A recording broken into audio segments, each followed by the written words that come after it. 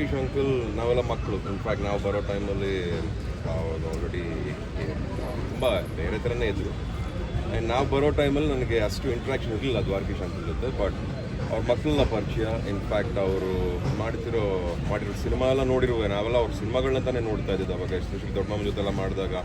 ತುಂಬ ಇಷ್ಟ ನನಗೆ ಅವಾಗೆಲ್ಲ ಸೊ ಆ ಥರ ಒಂದು ನಂಟು ಒಂದು ಹಿರಿಯರು ಒಂದು ಸೀನಿಯಾರಿಟಿ ದೊಡ್ಡ ಹಿರಿಯ ನಿರ್ದೇಶಕರು ಕಲಾವಿದರು ಆ ಥರ ಒಂದು ಭಯ ಭಕ್ತಿ ಆ ಥರ ಒಂದು ಪ್ರೀತಿ ವಿಶ್ವಾಸ